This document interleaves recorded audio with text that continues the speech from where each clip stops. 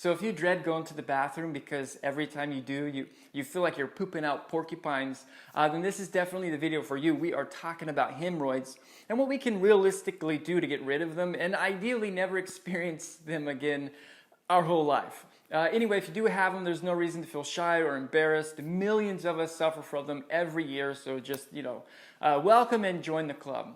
Anyway, the three most common reasons why you and I would experience a hemorrhoid would be if we're pregnant or we just gave birth, or if we have reoccurring constipation or diarrhea, and then finally if we have a food sensitivity that we're not really aware of and it's just kind of showing itself in the form of a hemorrhoid.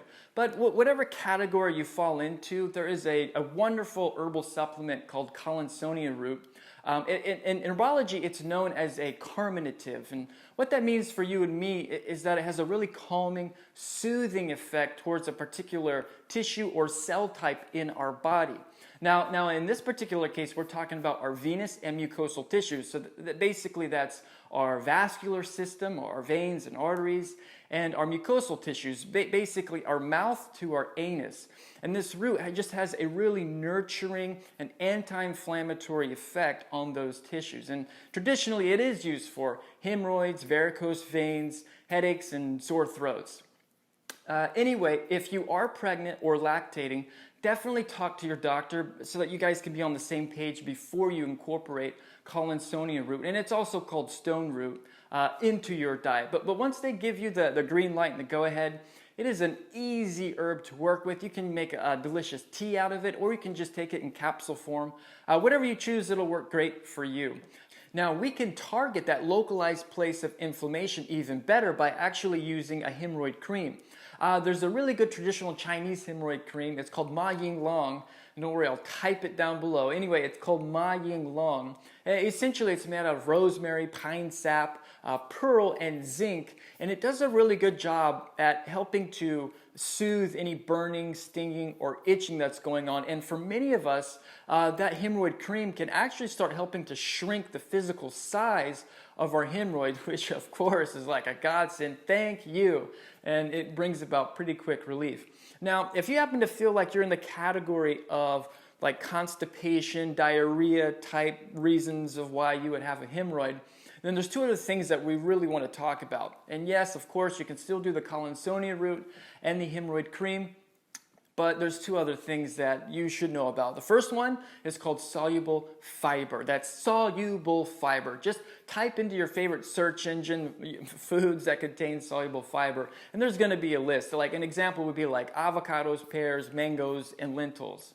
Anyway, you want to add a little bit more of that into your diet with a little bit more water. And what this is going to do for us, it's going to start softening our stools and giving them a little bit better shape. So like, we don't want to try to poop out rock solid stools. That's just going to create a lot of straining and pressure in that sensitive area, and it's definitely going to prevent any healing from taking place, which is what we don't want.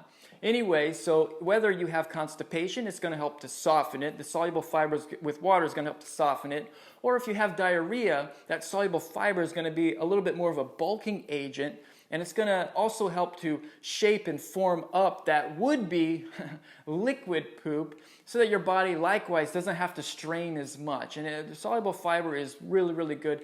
Definitely check it out and find the foods that you're willing to eat with a little bit more water so that you can experience the benefits of that. Now, probiotics are pretty awesome.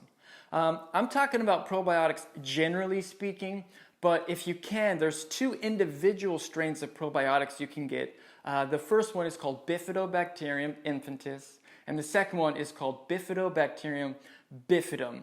But in general, if you are just like desperate and you want to go get any probiotic, that's fine.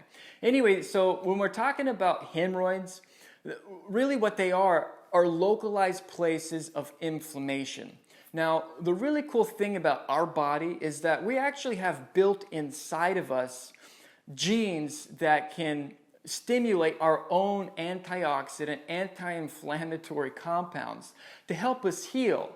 Now, that genetic pathway is called the NRF2 pathway. Sorry if this is too much information, but it's just cool. Anyway, it's called the NRF2 pathway. And probiotics can boost our body's ability to activate those anti-inflammatory compounds, those antioxidant compounds, and they can really help our body, literally body-wide, start the repair process and whatever part of us is inflamed. And in this case, it's the hemorrhoid. Now, just a little interesting side note with that NRF2 pathway, that antioxidant, anti-inflammatory pathway. Like when we're working with mice and we kind of engineer them so they cannot activate it themselves, some interesting things happen. Their risk for cancer greatly increases, and where they get cancer is their colon, it's their bladder, it's their stomach and skin. This is all mucosal tissues, or in other words, the exact same tissue type as our anus, what the hemorrhoids are made out of. So that NRF2 pathway plays a really key role in helping our bowels stay regular, stay healthy, and keep their main shape, so that basically there's no random bulbous offshoot that we call a hemorrhoid. Anyway, so probiotics can greatly boost our ability to activate that within us. Okay, so now let's move right along into food sensitivities. Now, when I talk about the word sensitivity, I don't mean allergy. An allergy means that my body has a pretty quick, almost immediate, strong reaction to whatever food I just ate. So say, for example, I just ate a peanut. I could fairly quickly develop anaphylaxis or asthma, or my face could look like I just went through 10 plastic surgeries or something like that. The point is, my body has almost an immediate reaction, strong enough to wake up my consciousness so it realizes, I eat peanut, I feel like crap, so don't give me any more peanuts. Now, if I were only sensitive to that peanut, when I ate it, I might just sneeze a few times, or I might develop a rash, but I may not even realize I have the rash because it probably won't itch. The point is, the food sensitivities are very mild and oftentimes not strong enough to wake up my consciousness, alerting me that something isn't quite right. One big problem with the food sensitivities, though, is that your body remembers them.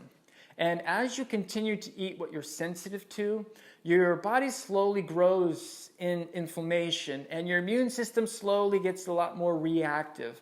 And that mild reaction slowly gets stronger and stronger and stronger, and greatly affects whatever tissues happen to be weakest in our body. In this particular case, we're talking about our mucosal tissues and hemorrhoids. Anyway, so what we need to do is go on an elimination diet to figure out what we're really sensitive to. Now, I know that doesn't sound fun, but today it's not that hard for most of us. The easiest way to do an elimination diet is to literally just eat animal products, mainly meats, from cows, chicken, pork, or fish, mainly the meats for 1 to 3 months. In many cases, this resets our body's chemistry, and a whole bunch of inflammatory processes going on in our body just suddenly stop. And it actually works pretty good. And you could be asking yourself, Zach, didn't you just recommend eating fiber, which are plant foods? Isn't that good for you? Like, yeah, I did. And you're like, well, why? Why all of a sudden just eat meats? Well, this is why. So when we're talking about food sensitivities, we're talking about mainly lectins, saponins, and alkaloids in plants. Why do we care about that? Well, in animals, they have certain defense mechanisms too, but their claws, their fangs, their ability to run fast or fly, or they have really thick hides. But once you get past all that, other defensive mechanisms, there's no innate poisons in their meat and in their bones. Well, for most animals, there's no poisons. It's totally benign in my body and mainly just serves as nutrients. Well, in plants, those alkaloids, saponins, and lectins, our bodies are sensitive to those, and it just doesn't react the same way. So when we can eliminate those totally from our diet, our body almost resets. It almost goes to default settings or default factory settings, and a lot of healing processes can occur. Now, I'm not saying eliminate fruits and vegetables from your diet your entire life. But if you do go on this process for 1 to 3 months, after that, when you slowly start to add back in fruits and vegetables and the stuff that you really like to eat, you'll have a much better understanding if this food is affecting you or not. And for many people, just simply going on an all-meat diet for 1 to 3 months is enough to totally eliminate hemorrhoids and a whole bunch of gastrointestinal problems. We want all of these tips and tricks and tools to really help you and to have literally the easiest bowel movement you've ever had in your life. And we really do wish you all the success in the world, and cheers.